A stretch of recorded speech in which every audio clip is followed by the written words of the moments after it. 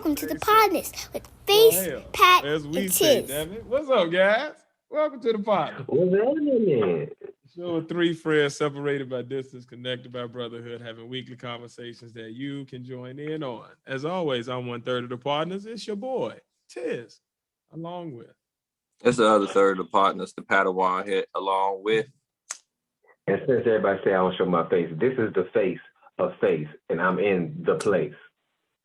Indeed, man. We all can. No dramatic pause. Pat up there looking like he in the middle of a frat party right now.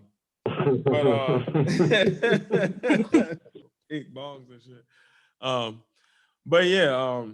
Happy everything to everybody. It's a rough week on your boy, and I was gonna come on here and talk about loss today, but I decided instead I'm gonna just talk about some other shit, keep it light, and make myself happy and laugh and use my brain, but not to be all sad right now because I had enough of that. So, how y'all doing?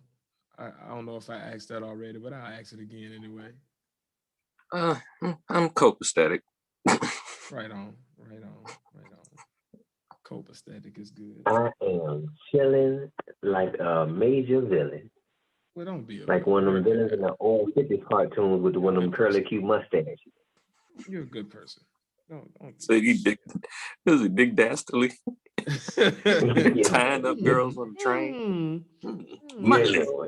Yeah, we see him pop back on the screen with a curled up mustache and a round bomb with a little fuse in his hand. I told you. You'll never beat me this time. Ha! You won't fool me this time. Call the coppers. I want to know who was the guy they based that design from, because it has to be some guy. It's some funny ass dude that was a criminal, but he was funny as hell. And they were like, "Oh, we're gotta tell somebody about this. This got to be a story." And somebody was like, "I can draw him. I can do the voice." You know who he looked like? You know who he looked like? He looked like the French dude that tried to design the first parachute that jumped off the Eiffel Tower and killed himself. He had a curly key mustache just like that and wore all black and shit like that. He looked like him. Google. All right. I forgot his name, but he's French. Well, we about to Google this. Bookmark that. Make sure you run that back later. I'm gonna try to flip that up. Shit, fuck it. The last picture. Well, damn. Well, yeah, like I bet his parachute didn't work. No, it didn't. I bet he ended up slamming like Wile E. Coyote. Yeah, it was made out of like regular cloth and shit like that. It wasn't made out of like real parachute material. It was like it was back in the day when they were trying to figure out what to make them out of. That's sad. Yeah, you out here with that mustache, they ain't got to die because you out here jumping out with burlap sacks. Yeah, with a bed cover, canvas sheets, with a bed cover and some rope, calling it a parachute. Yeah, bro. I mean, his idea, the idea of his parachute was a good idea, but it coming to fruition won't good. Application. It should have stayed an idea. It should have stayed. Some things need to stay ideas because they're great as ideas, and that's it. Speaking of great ideas, Nick Cannon had his 7th baby with a new baby mama.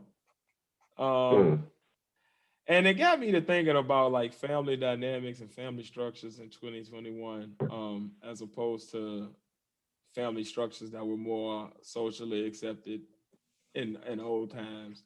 So I have some questions that I want to just pose to the group, kind of build on. And the first one is it possible to be a great parent with so many kids not living with you full time? Like I can see if you got like, maybe the majority of them, but you got 1 or 2 here. But like he got 7, they all in different houses. Like how are you ever giving all of them what they need? Now, speaking as a parent who has one child who's not living with him, it's a struggle on the emotional level for me, and I know it probably is for her.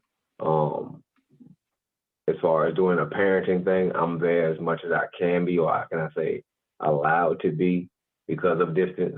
So some things I have no input on like some day-to-day things, but major issues I do have a lot of input on.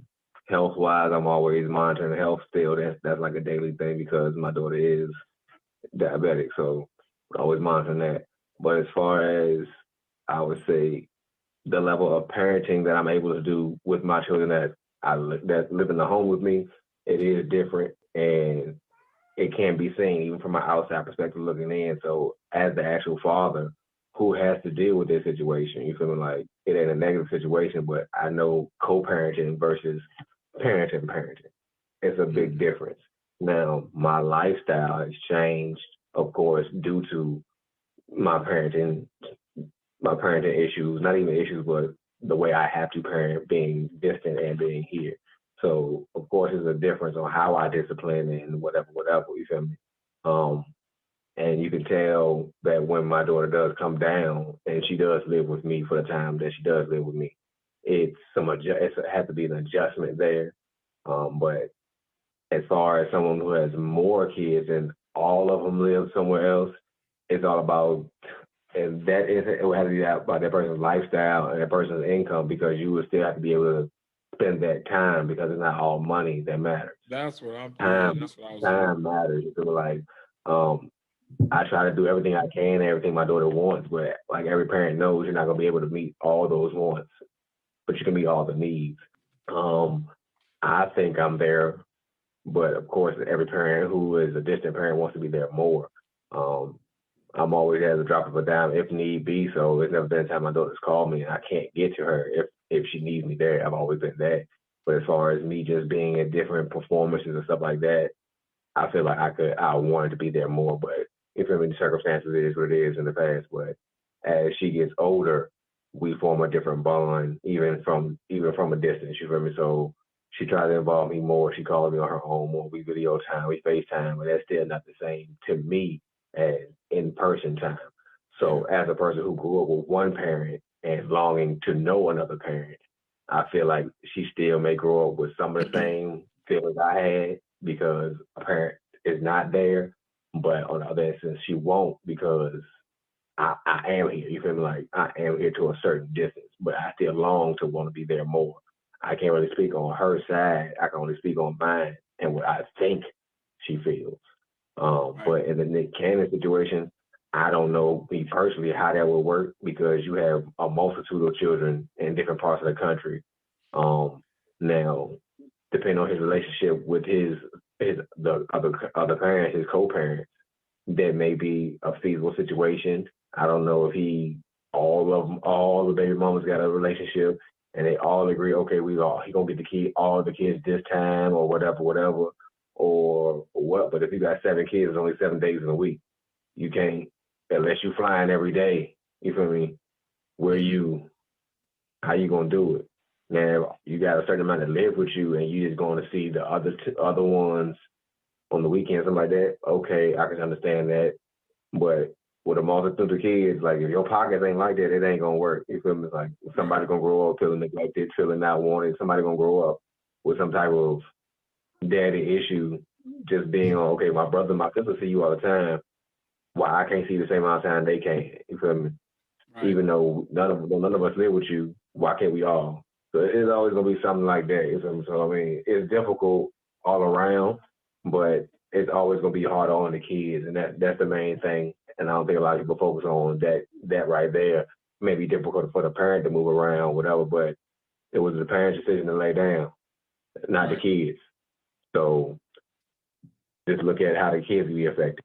Uh, Me personally, like these days, if you can't afford to have a multitude of kids, you need to start wrapping it up. Just wrap it up anyway, safe sex. But if you plan on having kids, if you know your finances ain't right, don't have a multitude of kids because at the end of the day, your struggles will just become the kids' struggles. That's all. Yeah. Mhm. Yeah. Hell yeah, they will. I was actually about to ask that. But what did you have on that, Pat? Before I asked mine. I mean, I feel like both y'all hit it right on the dot. I can't really say too much because I don't have it, but at the same time, it's kind of obvious that if they're like in different separate places, that's going to put a hindrance on. Like, I feel like being a great parent depends on the end result of the child at the end of the day, like, or whatever, and how that child feels about the parent. And like, and just how often they've been around the child to influence how great they are as a person, the child, that is. So that's real. I would say it would be about that, pretty much. Yeah. Let me say this real quick. Two parents out there who have kids in different locations. It ain't about, once again, it ain't about the material possessions you provide for them. It's about their time. Because at the end of the day, in a kid's mind, if you're spending more time with another child than them, they feel like it's something in them that's causing that. You got to realize it's all about time. Time spent. All time spent. Well, I ain't going to say all, because don't be abusive in your time. All good time spent. Right. Is good for the kid. You feel me? Like, spend that time with them, man. Like, I understand you got to work and you got to go pay bills. Spending time with your kids means so much to them. You feel me? Like, so much. So, little things like that, man. Just little things like sit down and watch a movie. Spend time with your kids. You got a multitude of kids. Get them together if you can. I don't know what Nick Cannon is doing. Yeah. You can go ahead, Ted. My bad. No, you good. You good. Go ahead and spit on it. Because, I mean, you know, I only have one child, so there's our dynamics that I'm not even familiar with. So go ahead and preach your wisdom. Shit. I was gonna also ask, like, so like when you got a dynamic like that where like, so Nick got twins with Mariah, that's there. Then you got, I think this is a new set of twins he just had with this new lady. And then he got like another baby over here with this lady, and then another baby over here with, I think, maybe Christina Milian or somebody. I don't know who it was, some model lady. And then he had another baby somewhere else, something like that. So he got He got at least 4 different baby mothers' cribs. When you got a dynamic like that, even if you financially paying the bills, right, and you go see your kids, does that dynamic affect how the kids will develop their ideas of love and relationships? Like, will they end up having a bunch of different baby mothers if you have a boy? That's all in the parents, because regardless of what a parent's relationship is, at the end of the day, if the kid is educated enough, and not just saying their mentality as far as their book smarts, I'm saying their parents talking to them and actually let them know, well, this is what's going on. Because sometimes the parents try not to talk about kids, about adult situations, but sometimes you got to involve your children, especially when it comes to the two parents and how they're moving, if they're together, if they're not together. Kids want to know why dad not here, why mommy not here. You gotta let them know that, and especially if you want to move on and bring somebody else around. Now, if you got bitter, either parent's bitter, of course the kid's gonna grow up looking at something a little different. You feel me? Because they're gonna have a jaded view of how this dynamic would be. But if both parents are mature enough in a situation, you feel me, to move forward amicably, I believe I said that right. But if not, y'all know what I'm talking about. I don't think a child will grow up like that. My situation per se, I grew up with my mother. My father was not together, and then when he did what he did, like I said before, he passed away doing whatever he did. But they were not together at that time. I grew up not wanting to get married, but not being a person who was not involved in relationships. You feel me? And I didn't have a jaded view of relationships. I'm married, and a successful marriage, I would say so myself. And my mother, you feel me, like that's not what her and my father had. So I mean, your environment does have a part to play in how you view that dynamic. But once again, communication is the key in all things. So I feel like if parents are willing and strong enough to communicate with their children and move forward together in a good manner, then the kid won't have a negative view. But if negative is in the air and there's nothing but drama there, of course the kid's gonna grow up thinking, oh yeah, this gonna be the same thing gonna happen with me, or this gonna be the situation is gonna repeat. You feel me? Like that's how I see cycles happen. You feel me? Like especially when it's negative and it's breeding negativity around it, it just goes in cycles. Well, if you put a little positive in there and have some good clear communication, it all works out. Real talk. Pat, did you have anything on that? I was trying to get my my audio and stuff because it's breaking up over here. Okay, cool beans, cool beans. Yeah. Also, before we move on, let me say this. Now, we all know people who have a multitude of children, you feel me, at different locations, but I've seen the good, and I've seen the bad, and I've seen the maturity and growth in some of these people that we do know with multitude of kids, you feel me? So I can say that growth potential is there for people in those situations. But I just hope at the end of the day, once again, I repeat it, that they put the priority of the children out there and not whatever feeling they have for or against their ex-partners. I agree. Don't use the kids like that. With communication, you touched on that a few seconds ago. Communication was important. If communication is like all good, completely healthy, everybody's on the same page, co-parenting is amazing as far as communication goes, and the money is there. Does the family structure matter anymore if the communication and the finances are all great? Or does a nuclear family of a mother, a father, and then the kids under them in the house together all at once, is that still the ideal way to raise a family? Now, once again, speaking only from personal experience, I feel like when the communication is there and both people are willing to move forward peacefully, you feel me? Both people are willing or able to mature in their own lives, where I have a wife and a family here. So when my daughter is here, it is a nuclear family here. When she goes to her mother's house with her mother and her husband, it's a nuclear family there. So I feel like she has two sets of families. You feel me? Like, but both of them are clear cut households in that classical sense. She just plays a role in two families versus just one now. I feel like it's good for her because she has a certain level of balance and a certain level of freedom and a certain level of responsibility. You feel me? So I mean, she gets it from both ends. Where in a classical sense, you have that mother and father, you know, just this, and when you get on your own, then you experience other stuff. Where in her case, she's constantly experiencing new stuff because it's different here than there, vice versa. You feel me? Like rules is here may not be rules there. So, in my daughter's case, she's the youngest at her mother's house, but she's the oldest at mine. So, in one case, you're the baby, but the other one, you're the oldest.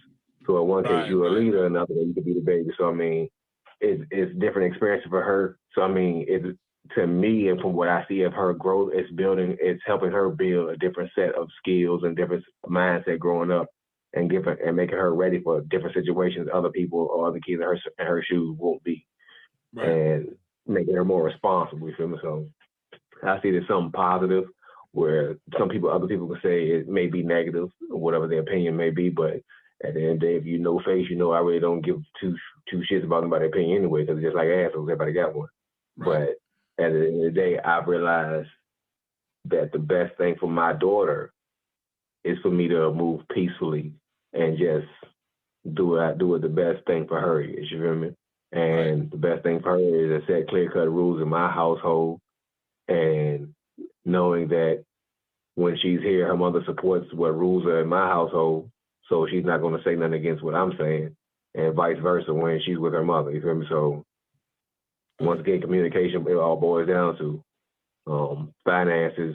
That, I mean, those come here and there for everybody. So I mean, it is what it is. I ain't no millionaire and I ain't wealthy, so I got bills like everybody else do. But at the end of the day, I just make sure her needs are always taken care of.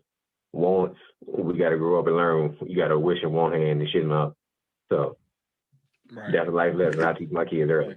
So it is what it is. But I just feel like if the dynamic is a positive dynamic, it can work. But it has to be two individuals that's willing to move forward. In a lot of situations, you have one individual that's stuck in the mud, they don't want to move forward, and you may have a female who, I don't want no other woman around my kid. That's never going to be a positive situation, because in one instance, you're telling this man you don't want him to move forward. Because if he's moving forward, another woman will eventually have to be around that child because he's either not going to be around the woman or not be around his child. Right. Don't make him have that choice. You're making him have a bad choice. And same thing, if a man said the same thing. I don't know what to do around my son. Now, if the dude is a good dude and he's willing to be there for your son and that wife, why not? Because that's just more love for the child. And at the end of the day, we have to make sure his child is getting all the love they can. Just build a small village around them. If she's willing to move forward and he's willing to move forward, we've created a village around this child that we're making sure every need and want, because what faults this man may have, the other man may not have. What I can teach him, he may not be able to, and vice versa. I may not be able to teach you to do this, but he can. More power to you. Thank you for teaching. You got to get it. We got to get out of this mindset where we thinking nobody else can teach my kid nothing. If you showing love to my kid and my kid know, oh shit, I know my daughter knows you only got one daddy, you only got one mother, so that's not a thing in my mind. You feel me? So that egotistical shit is ain't no other man will be around my daughter. She got one daddy. She know that, but it can't be another man in her life. Why not have another positive male role model in her life? Right. With my shortcomings is he may not have those. Shit, we may have the same shortcomings. I don't know, but at the end of the day, why not let her be experienced and let her see more positive, not just the positive I can exude to her. I mean, that's how I view it in my own personal circumstance. But speaking on other people's circumstances,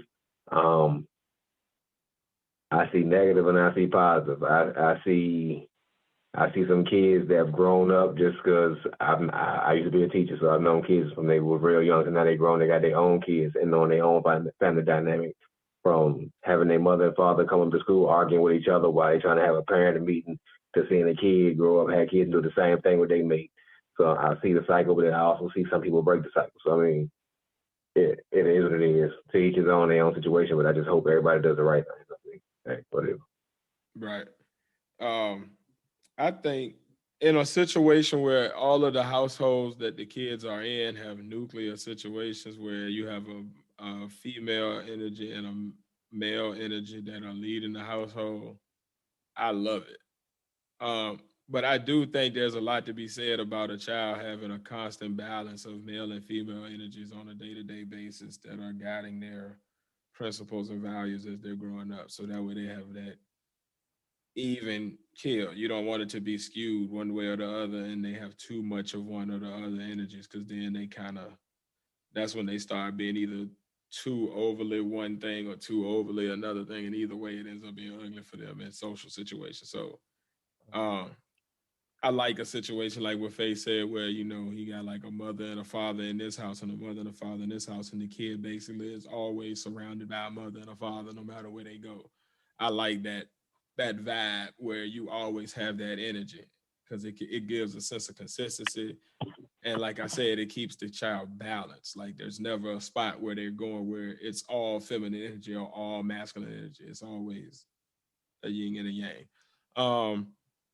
But in general, I definitely think it only works if communication is absolutely healthy and if finances are great, and both of them have to be there. Otherwise, I think that's where most of the issues come from, where like it's either we're not talking correctly, so we don't understand each other, so we're fussing all the time and the kids suffer, or somebody's doing too much financially and they end up resenting the other person who's not doing as much, and then it becomes a struggle over financial resources. So I definitely think both things have to be present: communication and the finances. Pat, you got anything? I would say communication is going to be key anyway, because you, I would say, if you're not talking or having a plan or planning out anything or whatever, and y'all not on the same page, then it's always going to be the overthinking in the background, making problems, where it probably isn't a problem. You know what I'm saying? Yep. So now I would say, if anything, like you can have nuclear family is always the ideal or whatever, but you can still have a nuclear family like vibe and setup if the communication is right. I think I'm picking up what you're putting down. And I think that the family structure is an underrated part of what people think of when they think about like how they're setting up their futures as far as raising kids. Like, I think planning that thing out beforehand, like if you think it's a chance that you're gonna be one of them people that may be a bit more promiscuous, maybe planning for like, okay, what would this look like if I have 2, 3 baby mothers here or 2, 3 baby fathers here and the kids are not all with me? How do I set this up? What is the ideal family? So that way you kind of at least have those conversations ready to go going into relationships with people, as opposed to having to come up with that shit on the spot once you find out, oh, baby on the way. You know what I mean? But yeah, speaking of it being an underrated part of what people think about when they're planning, this week's Tears Take is, feel free to debate me in the comments. Tell me if I'm wrong. Tell me if I'm right. What y'all think. But this week's Tears Take is this. T-Pain is the most underrated musical artist out here that is alive. And here are my criteria why. Tell me if I'm wrong and why I'm wrong.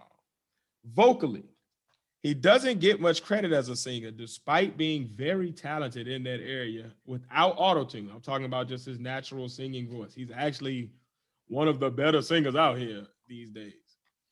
He almost never gets credit for the usage of auto-tune being mainstream, even though he is the one that perfected it. Before that, it sounded horrible, and after that, it has sounded horrible.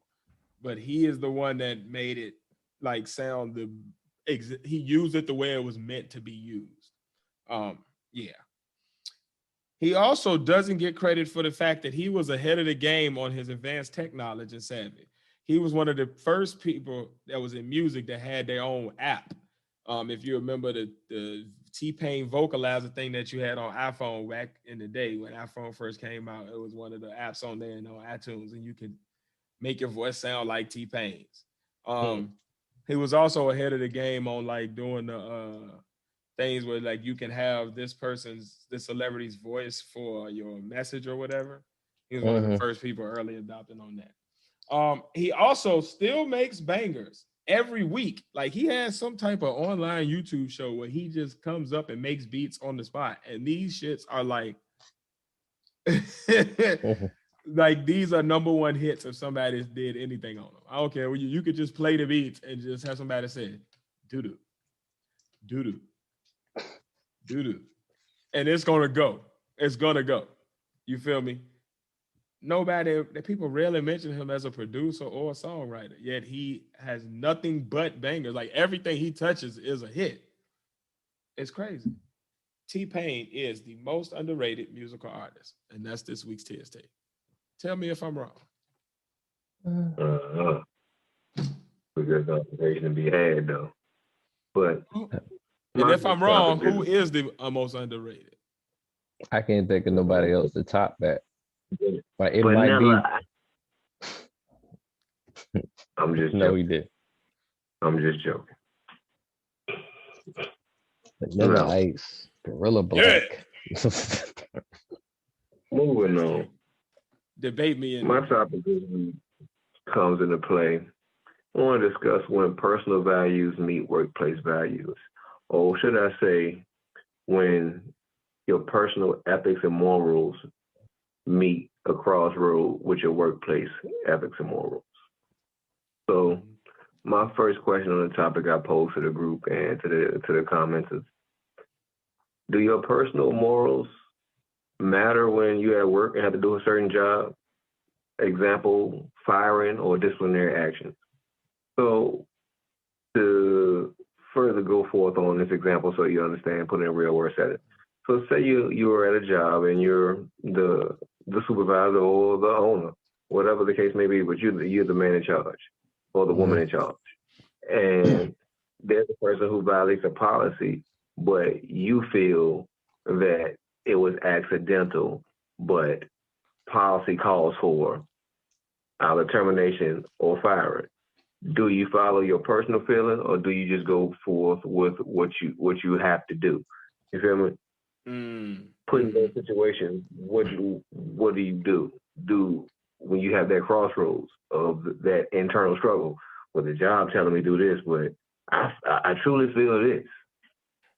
I think that's where it comes down to like, what do you truly feel like? I think now if it's just like, hey, we're friends, you did some fucked up shit, you supposed to get fired, and it's my job to fire you, then you probably gonna get fired.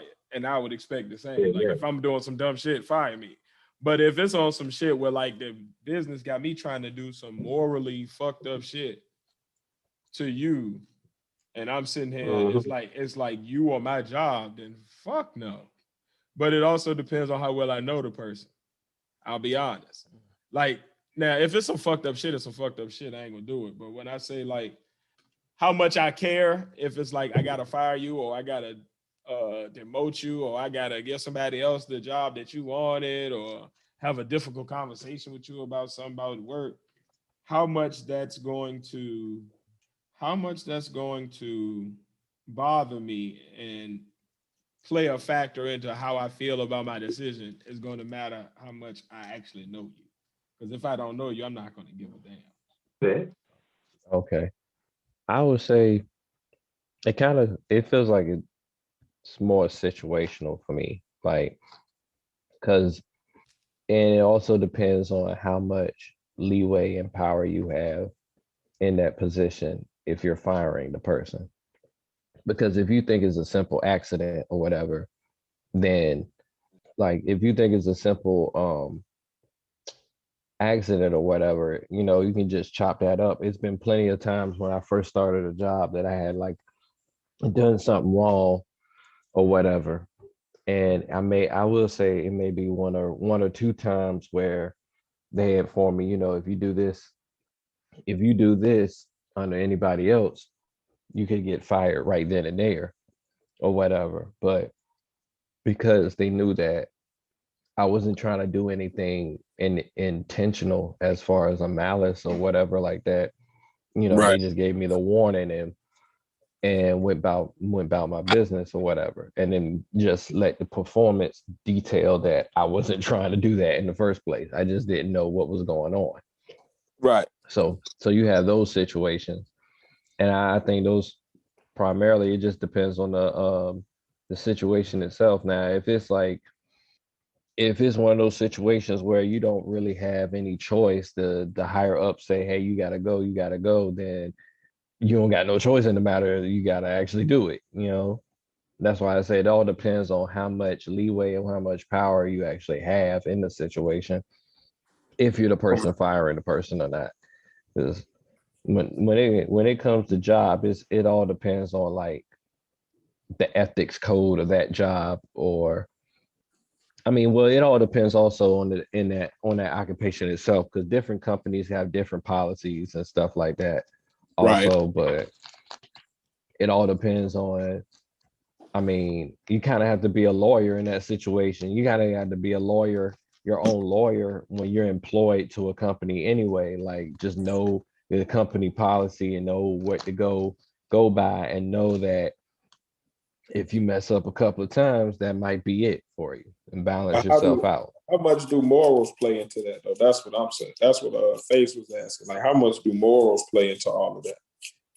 I Like, feel we like know that's you got to do what you got to do as far as from like the judgment, as far as mm, the actual action. But how do you feel about it? Like, how do morals come into play when it comes to business? I feel like I would say it all depends on how much power you have, because it's like if you in any situation when you firing a person, you have a human being that is losing their way of supporting themselves or their family. Pretty much every situation where you're firing someone, that comes about pretty much. So I feel like it all depends on the situation. Like if it's How about I give you a situation because I feel mm, like this is a good situation that takes into account what you were saying as far as like how much power you have, right? mm-hmm, Say us three, right? We the partners, podcast going well.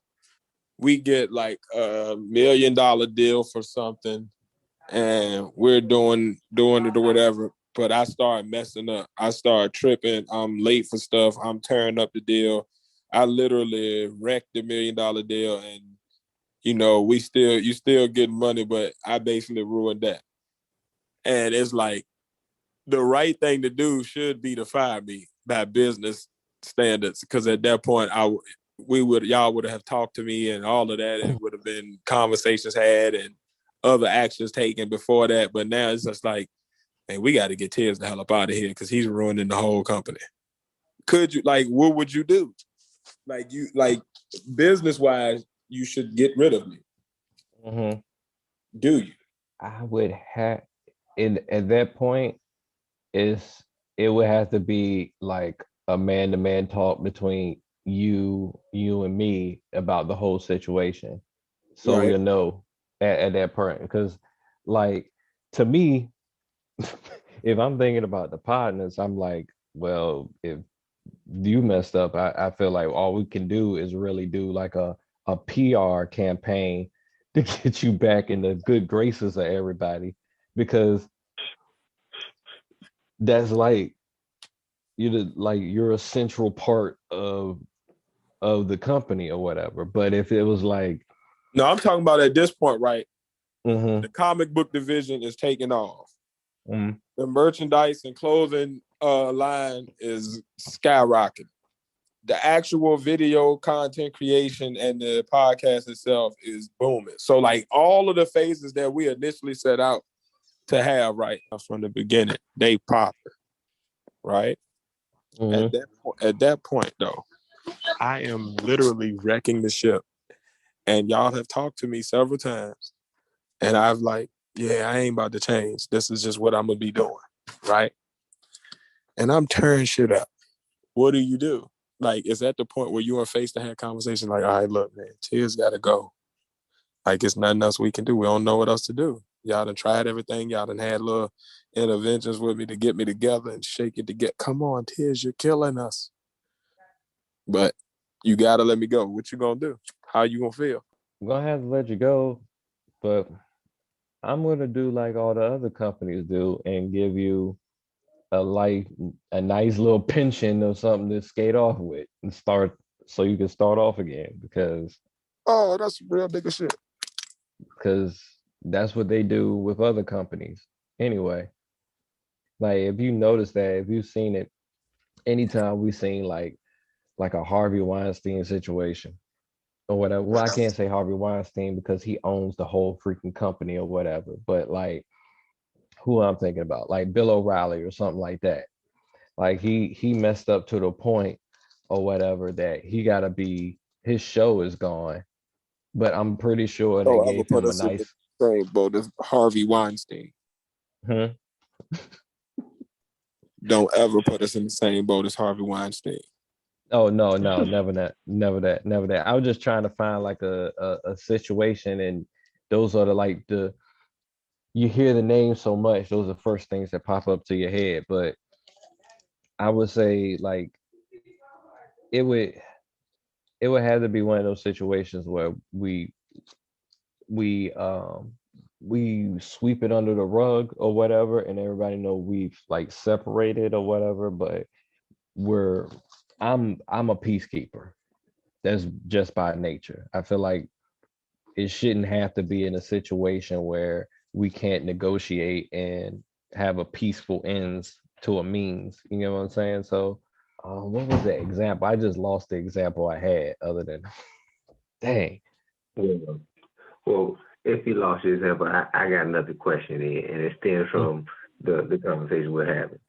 Now, Mm-hmm. do your workplace morals replace your personal morals when working with family and friends? Nah, not for me. I can compartmentalize. Like, I feel like I can still have a heart within workplace rules to make sure that, like Pat said, like my family and friends land safely. But if it comes to like where like I wouldn't say workplace, because when it's a workplace, it's more family against the man.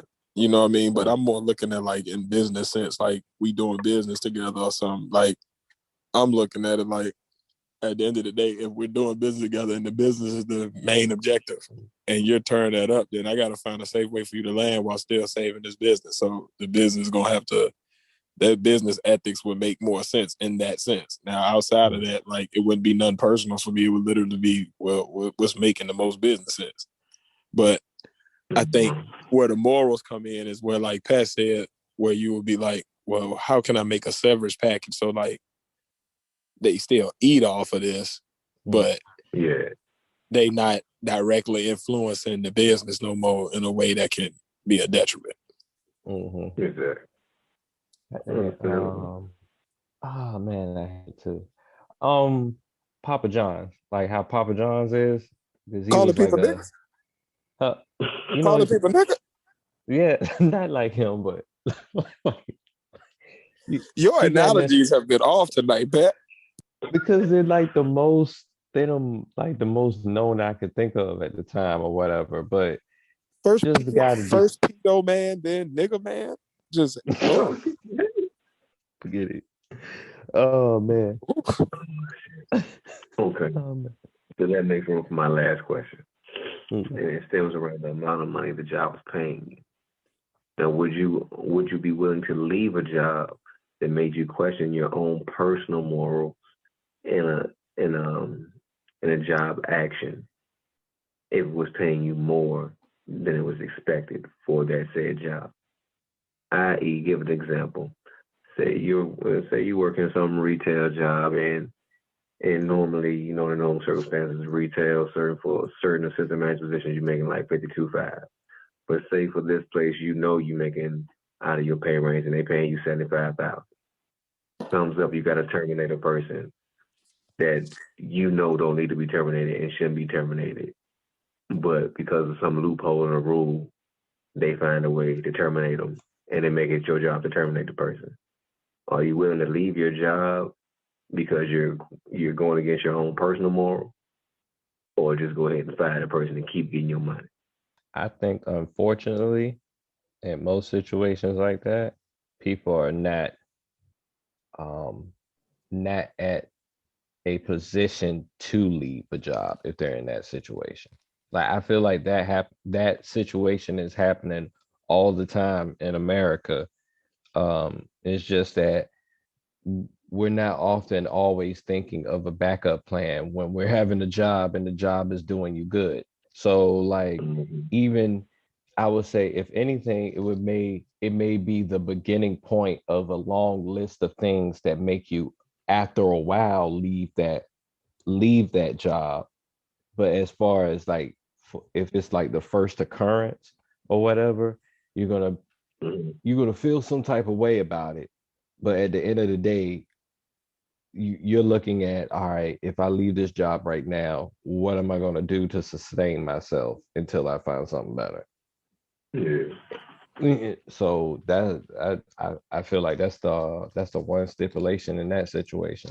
Now, if you just having a job, if you want one of them people, you're just working because you need to work, but you don't really have to work, and you retired or whatever, and whatnot, and you're at this point where you could leave a job if you feel like it, then you're probably waiting for the point of saying, hey, you know what, forget this, I'm done, I don't got to do this, but I think that situation is happening way more often. And I think after a while, it's more like, how many times I'm going to have this situation where I feel uncomfortable, then all right, it's time for me to go, pretty much. Right. I think I would leave. So I had a job before the career I'm in right now that started asking me to do things that were unethical by business practices, and just by what I felt personally comfortable with. And I left. I happened to just get a job offer at my current career, like coincided. Like, it was literally like the day I came home and was telling, my wife that, hey, I done left. I finally quit. The same day, I just happened to be getting a job offer, but I ain't have no parachute or nothing. But I really, I'm one of them people. I can't sit in discomfort morally, knowing I'm doing something that I ain't supposed to be doing just to get a paycheck. Like I feel like I'm gonna get paid at some point, and for me, like what might be chump change to somebody else might be exactly what I need to feel comfortable. Like for me, as long as I can build up savings for my child and for my family, as long as I can pay my bills on time, as long as I can get the things that I want and the things that I need, I'm good. I don't really need like a super excess or nothing. I just need what that we straight. And between me and my wife, we straight. So I I ain't that worried about it. Like I'll find a job. I'll go be a garbage man. Like I ain't tripping. Like I'll get a job. Cause I ain't above doing nothing. Like I'll do pretty much anything outside of shoveling shit all day. I don't think I could get with that just because I couldn't do that. Shit shoveler.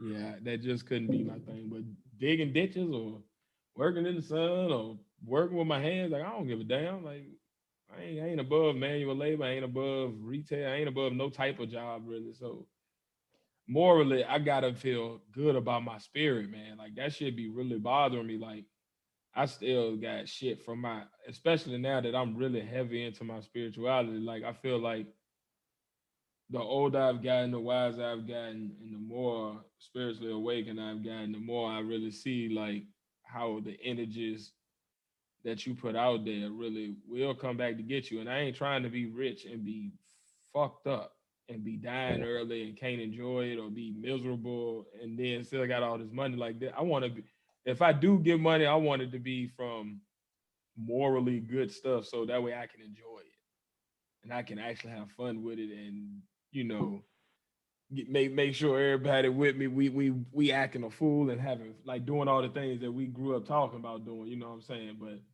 I don't want to get it and then gotta feel bad about it or be looking over my shoulder because somebody gonna get back at me because I no fuck all that. That's too much Mm-hmm. stress. That's too much stress for it. It ain't worth it. I, I Yeah, think yeah. I think the people that get trapped in that situation is the people that like they end up having a comfortable lifestyle or whatever.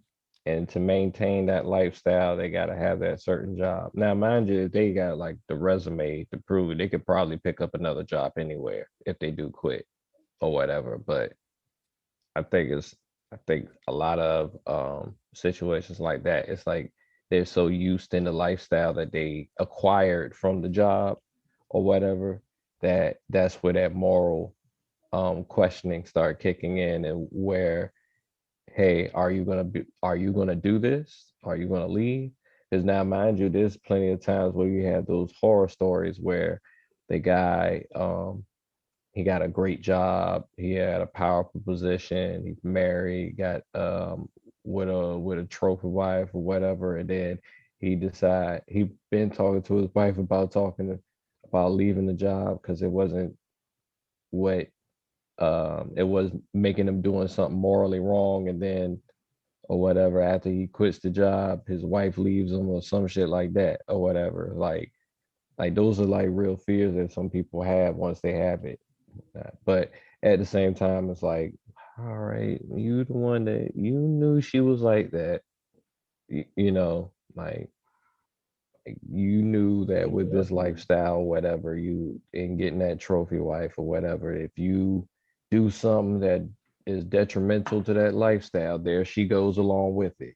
It's a package deal, pretty much. So, Hey, what you gonna do, brother? hmm Yeah, I feel you on that. Yeah, that's that fuck shit. Indeed. Indeed. It's a bit of fuck shit. And But that's speaking how of it fuck be shit, sometimes, man. Go ahead. man, how I think it's time. you think it's time? I think it's time, brother. All right. Oh shit now. It's time for the Good in the fuckery. Yes, sir. Yes, operation. sir. Yes, sir. Let's get it.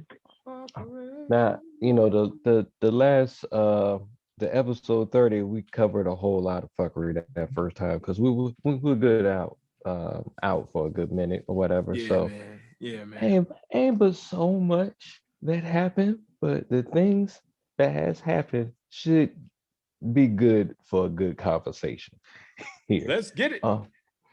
First of all, one of my favorite rappers, may he rest in peace, is about to get a star on the Hollywood Walk of Fame. Let's give it up for good black excellence. Round of applause for Nipsey Hussle. Nipsey Hussle, everybody. Respect, Man, Nip. Respect. once again, passed away like 2 years ago, still achieving and accomplishing pretty much. But now that we got the goodness out the way, let's get right into the fuckery. Let's do it. Ain't but Let's so do much, it. but we're gonna start. I would say there's three pieces of fuckery that Let's has get to the standed goofy out shit. since the last time we've banded together like Voltron. First, BET has been making their original movies lately or whatever. So their so their fourth original movie that's came out is called Karen. Karen. like the white lady that called the cops on people. Yes, yes. So is that a comedy? nah, it's not. Is it like a comedy. horror?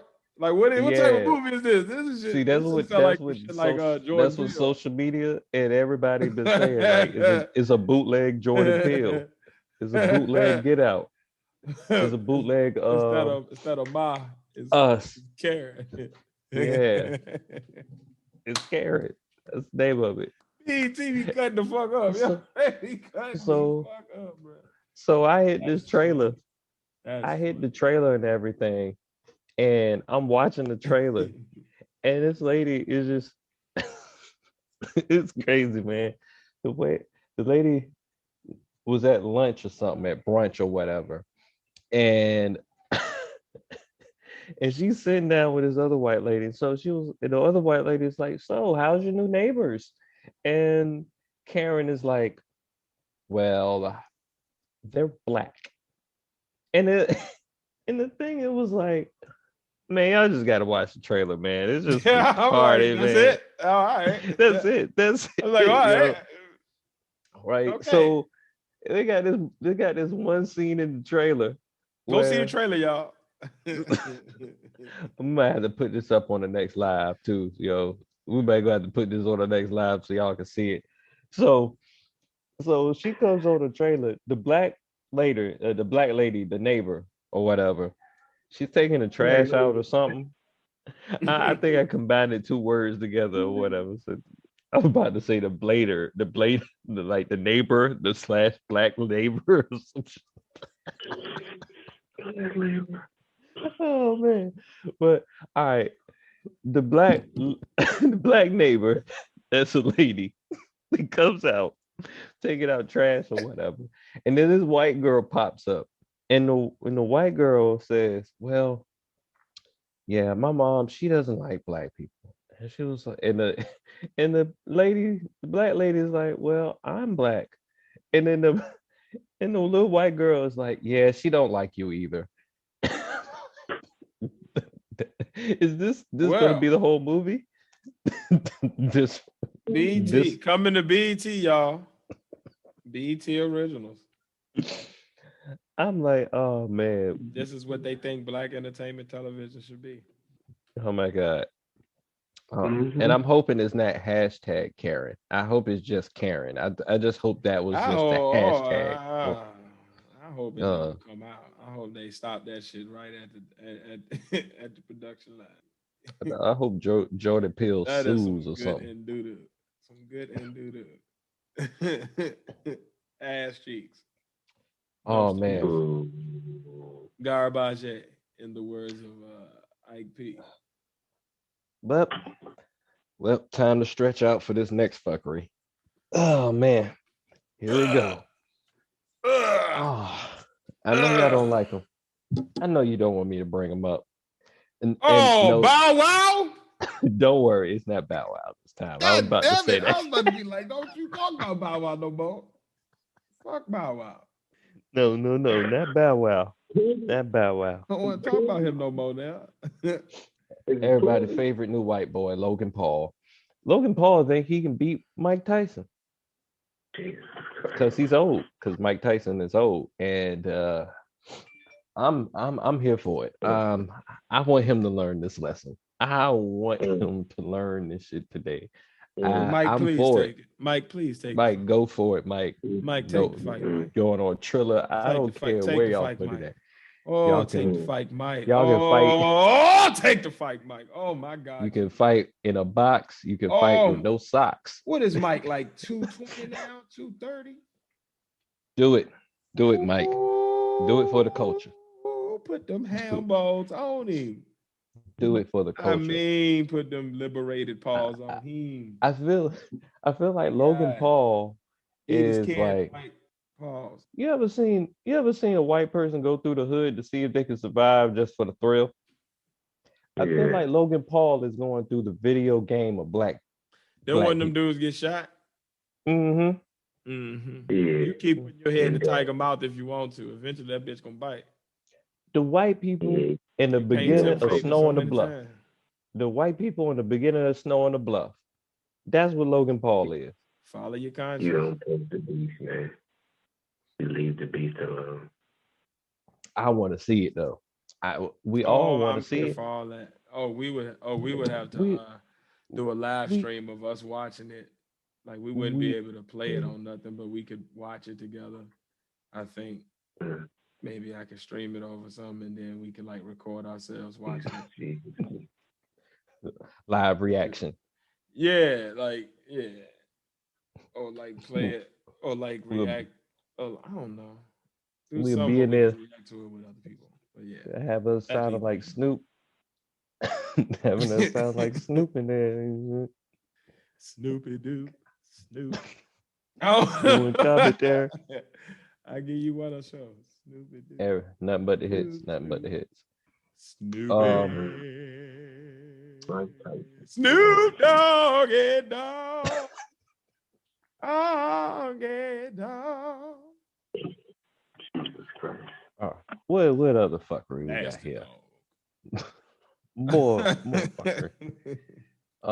Let's see.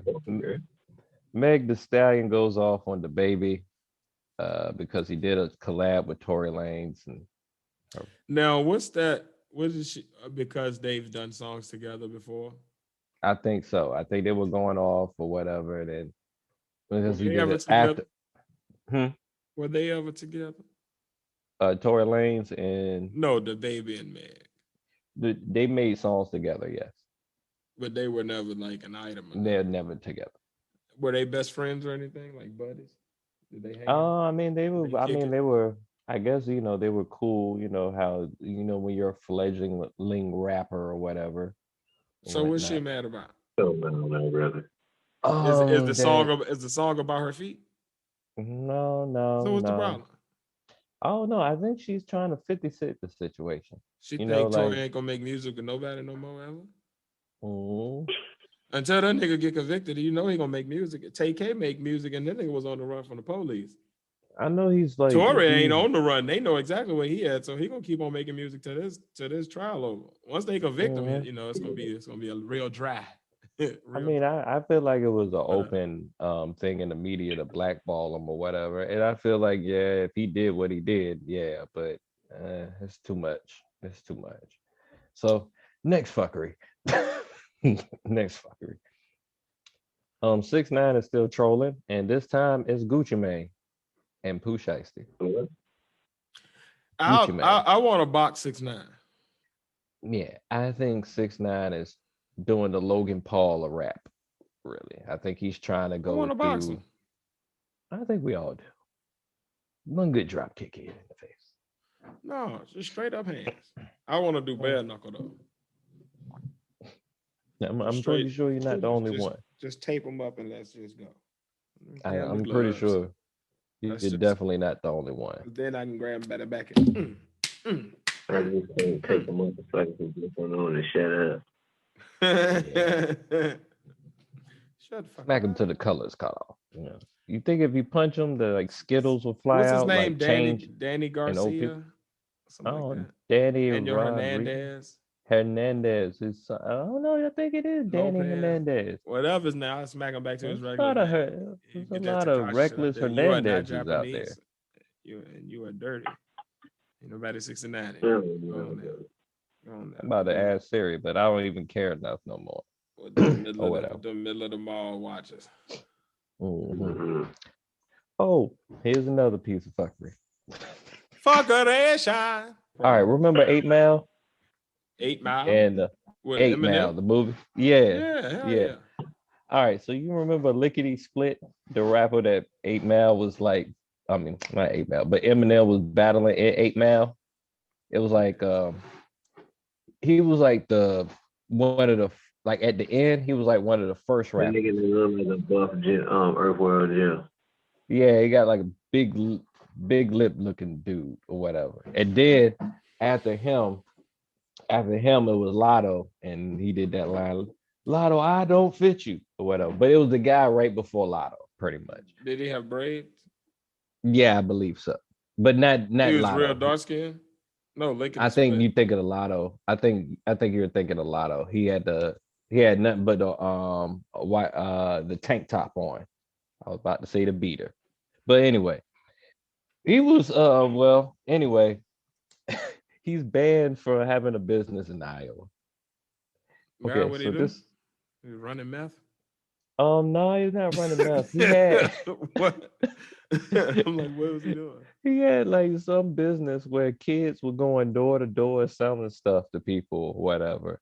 But he was claiming it wasn't nothing like he was claiming it was for like a charity or something like that or whatever. But I guess the city of Iowa was like, no, that's not Man, why you got legal or kids whatever. involved with that shit?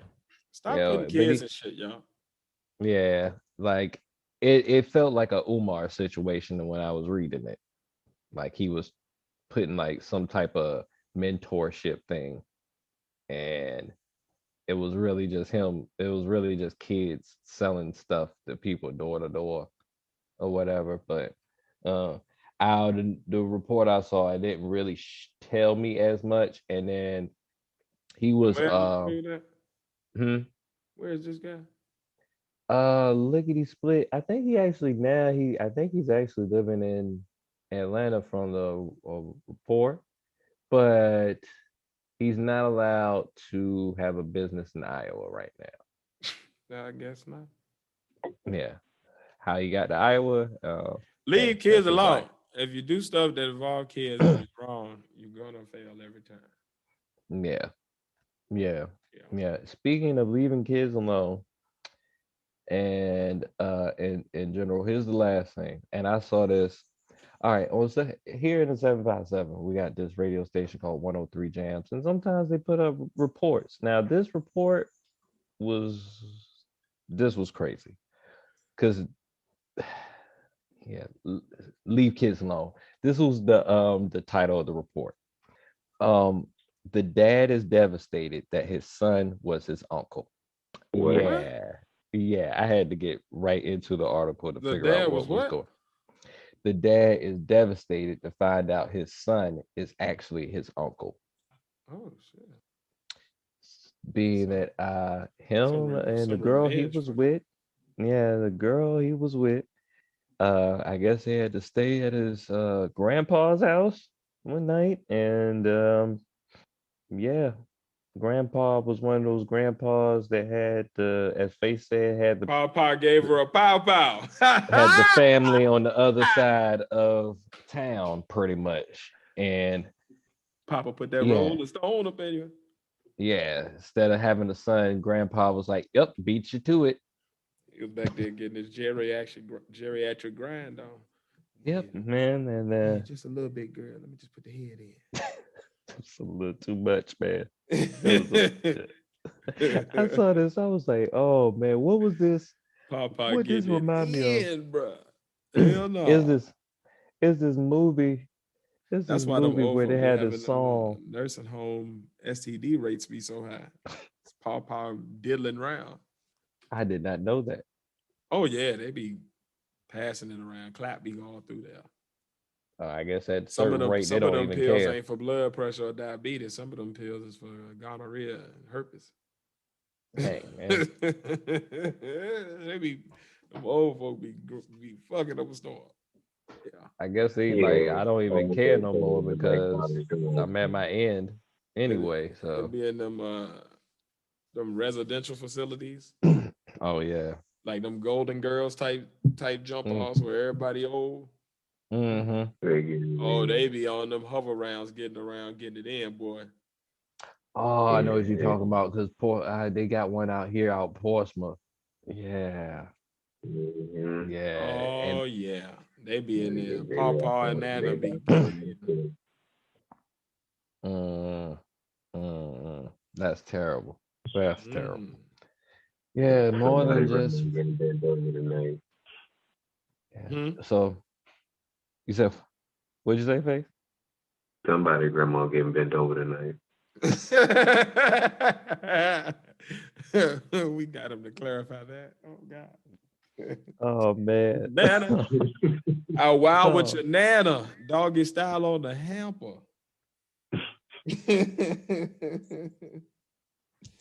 oh In man. the illustrious words of Cameron. Cam- Cameron is the greatest. Cameron is one of the greatest. Oh man. And with that last topic, that put the fucking fuckery for this this week. The Pretty fucker much. and fuckery. Jesus Yeah. Christ. Yeah. And then so yep, that ends the good and fuckery for this week, y'all. You said who With the what? song. We're gonna end it off with the fuckery and shine. On to a new topic for the nation. Well, all right. So Back to you, Bob. I'm gonna be real. I had a hard time figure out what my topic was gonna be for this week. Kind of like Didn't know what you I wanted to talk about, huh? at all. Like had not as hard as your week is, but kind of had a little week. So most of my time I was thinking to myself, this was supposed to be my vacation week, as people didn't know. Whatever.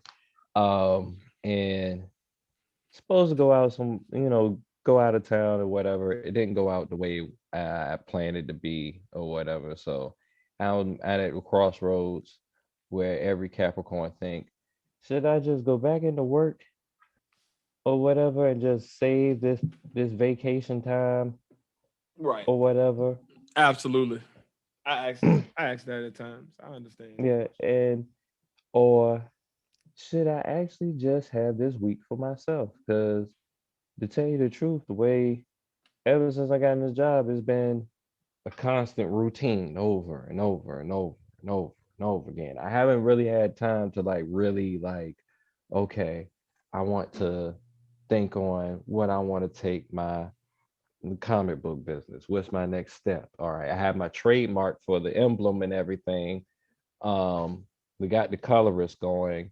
Should I take out a business loan? Should I do this? Like my next steps or whatever. Like, so I decided in an un-Capricorn way that yeah, I'm gonna just go ahead and take this vacation week. Yeah, I think Because so. looking at your Sometimes you just vacation. gotta say the hell with it, man. Like, I just need a break from what I'm doing. Like, damn, if I'm going the way I thought I was going, I need to stop doing this shit every day. Let me do something different tomorrow. Yeah, that's the Let my you took the brain thoughts reset. right out of my head, like Hmm. brain reset or whatever. So I said, you know what? I just have this open conversation about how you do need that break from that routine. Because as like with us being Capricorns, routines are great for us. All right, I already Yes. know what I need to set. I just know Yes. what to do. Let me get out the while. But like after a while, it's kind of like it feels like that routine overheats. Like Mm-hmm. Mm-hmm. Mm-hmm. like it like you do need to reset something. Like sometimes you end up just throwing something in the routine out the way just so you can, I don't know, like even I have a moment, to decompress after work or whatever, and like even with that, that's supposed to be my moment where I just do something random or whatever, and just to get my mind off things. But even in that, just because I got a set time and space for that, that's part of the routine also. So it almost feels like I'm not really resetting. It's more It's like just a necessary part of my schedule. yeah, yeah. This all right, let me just get this spirit going pretty much. So like people will tell me all the time, it's like, no, you gotta have vacation. You gotta have vacation. And I'm like, yeah, but I have this and this, and it's this and this, and then this and this. But Bruh, do you know now how that hard it was to not do work over my vacation? Do you know oh my how? god, Do you know I had to literally like, you know how you can delete your apps but still keep the data? I had to delete mm-hmm. I had to delete my email apps because I know if I had saw one notification, I was gonna open it and I was gonna read it, and then I was gonna go down a rabbit hole and be all Yep. right. Well, let me call them. Well, let me go ahead and get on this website and do this. Well, let me find this vendor. Well, let me make sure I knew I was gonna jump into. So I was like, you have to be you have to use your Capricorn skills to plan Yes, sir. chaos. You gotta plan against your planning. Like, okay, I know I'm gonna do this. So knowing that, what do I need to do to make sure I can't do that? Mm-hmm. Okay, let me do. You know what I'm saying? Like, it's sad, but I definitely feel you because like, and like I'm not like a super organized person or anything like that. But as far as like routine and like even in my chaos, it's a method to it. Like Yeah. if I was to go into the messiest drawer in my house, I can tell you exactly what's in that drawer. And if something's missing, I can tell you, if that makes sense. So No, like that makes sense. I That makes still sense. got a system to it because I know what's in which drawer. You know what I mean? So it's like I definitely feel you on that. Yeah. But just plan against it. Use your Capricorn powers for good and plan against yourself. It sounds weird, but it works. Once again, I'm my own worst enemy. Because you always feel like you got to do something. Yep. Like even And if you technically, don't there's always something to do. So you do it, like, oh, how do I stop myself from doing this? Like, yeah. and like I don't know, like how do you get like, and I don't know, it builds up like an anxiety, like even if you really don't have nothing to do, like you really can spend a whole day just by like to yourself, like just sleeping all day or whatever. You still have that moment during the day, like I got to do something, I some. plan out my days when I'm doing nothing. Like, so we got my son in camp right now, right? So Mm-hmm. because of that, like during the daytime, once my main job work is done, I'm really just thinking of ideas for the podcast or thinking of videos that could be made. So I'm just really like kind of watching videos on YouTube, watching videos on the internet, like looking for ideas, like doing that type of thing, almost like a stand-up comedian would do during the day, like reading the news, looking at shit, like just consuming shit, trying to catch a inspiration. I have to plan out doing nothing during that time though. Like I have to literally say, okay, during this time I'm going to take a nap. Okay, during this time I'm going to sit here and I'm going to play a video game. Okay, during this time I'm going to just eat a snack and stare off into the sunset. Okay, this time I'm going to act like, because if not, I will fill that shit up with work some kind of way. I will find some shit. Oh, well, I need to edit these three things and I need to cut this. And I definitely want to record this, and this. And then I got to watch this because this going to come in on Saturday night. And then I got to do this, and this for my job. And then I can also do this. Oh, and what about that? I could get up on that for next semester. Oh, I can get up on that for next year. Oh, I can do this for next semester. Yeah. My son need this for next month. Let me go ahead and look this up. So I know he gonna need this when he turns 7. He only 6 now, but I know he gonna need it when my brain will go right into work mode. You right. Mm-hmm. And don't need to be doing none of it. It's just stuff that can be done. So I'll do it. Mm-hmm. But yeah, I just thought of myself, hey, what can I do to just keep myself from overheating this week or whatever? Like just like restart myself, refresh myself or whatever. I was gonna ask as far as like face or whatever. Like, do you go through the same thing yourself? Like, as far as decompressing and like the whole routine thing or whatever, or Oh yes, yes, yes. I have a struggle to not go to work or not do work even when I'm sick. So say I have to call out. I'll Mhm. debate for an hour before I call out if I'm gonna call out because once I call out, I know damn now I have the entire day what I'm gonna do. I can't just lay around and be sick. I gotta do something. I don't care about being Yeah. like something to be done. So the whole time I'm not at work, I'm thinking about being at work. So I might as well go to work. And then when I go to work, I'm like, damn, I don't feel good, but I'm at work. But you feel me? Like it's it sounds And you Exactly. crazy, look but up it at the end of the year, you ain't. realize you ain't took no days off, and you'd have just sit there You feel me? And and then work days through a off, you whole do bunch of take bullshit that you shouldn't have. like I take Hmm. days off. The days I take off because I gotta do something for family or somebody's sick. I gotta take to the doctor. Like I truly don't take days off that for myself for real. You know what I'm like? So when I do need to take a day off for myself, I'm like, well, fuck it. I can't take a day off. So it is what it Yeah. is. I'm gonna go to work Yep. anyway. So I mean, when I Yeah. do take vacation, it's a forced vacation because my wife makes me take vacations. So uh, shit, Good I wife. gotta go.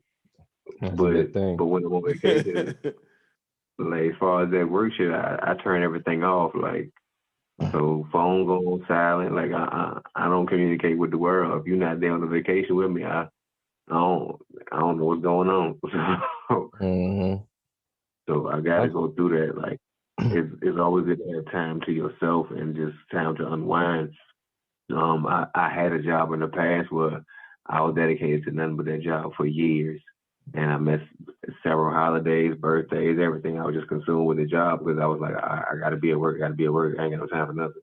But after I left that job, I looked back on everything I missed and all the time I didn't have for myself and stuff like that. Times my body was so broke down because I didn't take the time off. So I mean, it's always important to have yeah. that time for yourself because at the end of the day, regardless of what job you have, if anything happens, you got to realize they just gonna hire somebody else when you're gone. So I mean, Yep. like Yep. it's Sure a enough sad is. thing to say. It's a real sad thing to say, but if you're really looking for a job, you don't look in the wanted ad. You look at the obituaries. Because everybody that died, that's a job that opened up. Mm. Yeah, because otherwise people just gonna be I moving around in them positions, but they gonna still have them. mean, hey, it's also fucked up the same thing to say, but if you're looking for a house, another good place to look is also the obituary. Because everybody that died, Mm, they live That's somewhere. crazy. that's real. Face always That's hit you real. with that random knowledge, man. Hey, damn the real estate ads. Wisdom. Go look at their obituaries. Get you a nice crib. Damn right. I'm Uh, telling you, man. You'd be surprised in my field of work. You'd be surprised what you find out in my field of work. My 9 to 5 opens up to a lot of different shit. I deal with some real sad shit sometimes. Like people call me and tell me some sad shit that I can't do nothing about, but just listen to you. And I be Hmm. like, that's why I bring up some of the questions like the moral shit. Like people tell me like I ain't had a job in this long. I can't do this, and I be like, well, oh well. you Well, still oh well. you you still have a responsibility to do this. So I mean, like I understand all that, but do you understand this? hmm You gotta be human, but there's just things that just I don't know, man. It's funny, man. Realism Have It's is y'all just still a like, thing. have y'all ever mm-hmm, like I take when we were before the pandemic and people were still going to buildings for their job and everything or whatever. Have y'all ever had to won't feel it how to say you'll wake Just say up, it. you'll do the normal routine, you driving to work or whatever, you drive all the way to work. The closer you get to work, you feel like worse and worse. Like your normal routine to get you psyched up for the day ain't really working or whatever. And you drive all the way to work just to call out. Not so much. I'd say like this. Usually, however I Go ahead, wake Sid. up, it's pretty much how I feel. Like if I wake up and I feel that bad where I need to take off, whether that be like that mentally fucked up, where I need to take off, or that physically fucked up, then I just go ahead and take off. But I wake up feeling like that. I know as soon as I get up, like, okay, I'm gonna be able to push through this. Oh no, this is gonna get worse. So I just know and I just go ahead and with it. But Mm, yeah, I think Face was about to speak to it. mm, I feel what you're saying, Pat. I've driven all the way to my job before I got there, and then it was like, fuck this in the parking lot. I called out and turned around and went home. Because I was like, nah, I ain't getting out the car and doing this shit today. I ain't got it, you know. Fuck And this the shit, whole I'm time I'm out. trying to convince myself, the whole time I'm on the way to work, I'm trying to convince myself, yeah, you got it. I mean, for the mm-hmm. past, let's see, for the past 10 years, regardless of where I've lived an hour away from work, regardless of what I've done for a living. You feel me? Like I've lived an hour away from it. So Mm-hmm. that hour, I'm either spending getting myself prepared for work or getting myself psyched up to go to work or trying to convince myself, yeah, let's go to work. It's a rare occasion when I got to convince myself, yeah, let's go to work. But on those few times when I was at that former job, where I got to the building, got in the parking lot, parked in my parking space, looked at the building, was like, you know what? I'm gonna go ahead and call out. I just can't Yeah. do it. I know I just wasted my gas and I'm about to drive all the way home. I just mentally I can't do it today because I'm gonna go crazy to deal with what you get to deal with sometimes. So I do understand we can prepare, but like that's just the internal struggle I feel we all face at one point or another when we at a point of just being too tired of what we're doing in life. So we just Mm-hmm. gotta at that point look to I gotta find a new because if it's bringing that much anxiety and that much internal struggle, you got to change that common denominator that's bringing all that. You feel me? Because it ain't you bringing it on yourself. You won't like that at home. You won't let it in the car. But when the closer you get to the source of your anxiety, you feel me? Like you got to try to Mm, change up that source so it won't be yeah. that anxiety from it. I mean, it took me a long time to figure that out in my own personal circumstance. And now that I look back, I'm like, yeah, a lot of stress I had, a lot of body pains I had, a lot of just personal stuff I was going through, just internally, personally, and just with family and friends. I don't have to go through no more. So I'm like, at that former job, I was a person. I was in a position where I had to fire people all the time. I mean, sometimes I didn't care. I've been the person with a box of tissue at the desk. Honey, you need a tissue? Somebody crying Right. because you're crying. Oh, you need tissue? Here you go. But I've Mm, also been that person. I shared the tissue with the person I had to fire because I knew they were getting fired for something wrong. You feel me? And at that point in time, that was like, all right, Mm-hmm. that's when the switch hit. Like, man, I really don't want to be here no more. Mm-hmm. You know, like just like I know like when you got to cross that line personally, like, nah, I don't. It ain't. This ain't right. Y'all didn't do this with this other person, but y'all doing this with this person. Nah, you know. So I totally get the anxiety part. I totally get that. mm, I feel you. yep. It's like when you're playing a video game and you get to that one part of the video game, like you enjoy playing the video game, but you get to that one part of the video game where it's taking you forever to actually beat it. And then you to a point where you're at the I'm like, end and oh, you here we lose. go with this again. And you constantly just Hmm. trying to beat it over and over and over and over again. It's like Right. that's how it is when you drive to that job and then you start the buildings start looking like Cooper's Castle. Like, oh shit. Yeah. Whatever. Same monotonous over and over, just monotonous bullshit. Over and over. Same things, pretty much. But Mm. yeah, man, that that was pretty much my topic, man. I just needed the therapy session with the bros right quick, Hey pretty man, much. Ain't no problem. that's Well, love. So yeah, man. That was a great last topic there. I think that's a good point to, kind of end the show there, fellas. I don't have a black business for this week. People out there in YouTube land and Apple land, Spotify land, wherever you're listening or watching this at, you have Black businesses that you want to promote, just send us the information. We'll look them up, and if they're reputable, we will definitely support and promote them for free. We just want to make sure that we are able to continue to put money back into our community.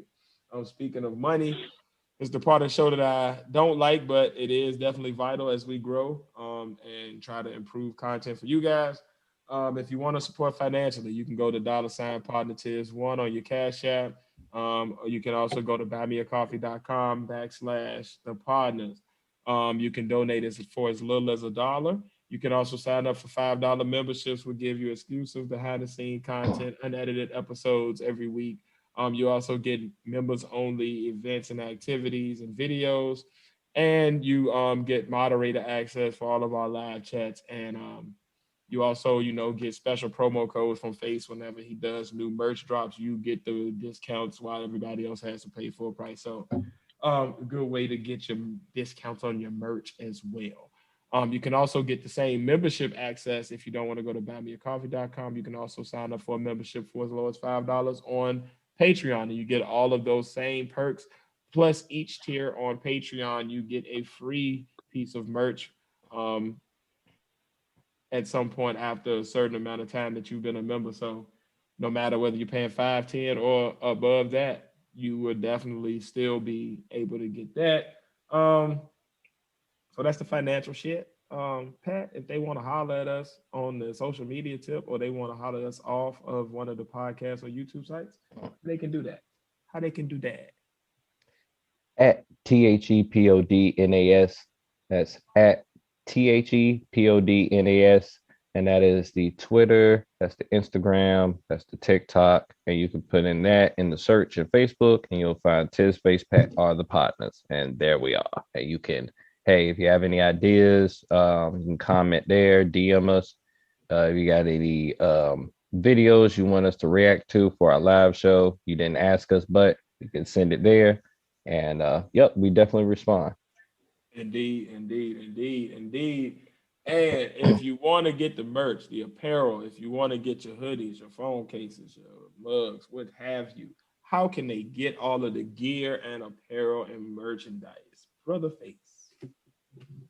Well, if they're interested, they can visit us at teespring.com/store/partner-closet-1.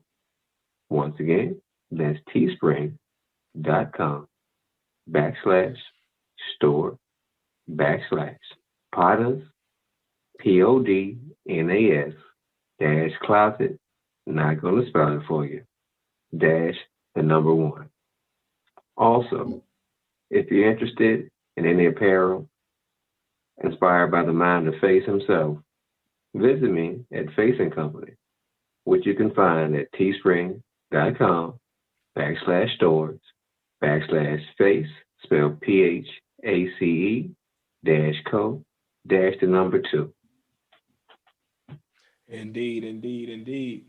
And if you forget all of that and you still want to get in touch with us in any way for anything, whatever you may want to find the partners for, find us at thepartners.com. Exclusive access to all of our live streams, all of our videos. You can find all of our websites that we're on, no matter what platform you're trying to find us on. You can find us there. You can email us. You can pretty much, it's a one-stop shop. So you could also get exclusive access to both stores from there. So partners.com, go there, use it. It's easy to remember. THEPODNAS.com. But yeah, man, that's our show for this week. Episode 32 in the books. I would say Patreon, you're gonna have some funny shit, but unfortunately, yeah, that's all. Patreon. If we ever get any members, ask us what happened to some of these episodes, and yeah, it's a lot to be going on that y'all be missing, boy. I tell you, one day we're gonna get to the point we're gonna be recording these live in front of our people that's members, and y'all gonna see all of the the struggle that go into producing this podcast every week. So we love y'all. Thank you for continuing to believe in us. We appreciate you. Love yourselves. As always, I'm 1/3 of the partners. It's your boy Tiz, along with The other third of the partners, the Padawan here, looking for his bong, along with. You know it's facing a place, and right now I think I'm leading the race. Y'all have a good night, man. Indeed. Peace.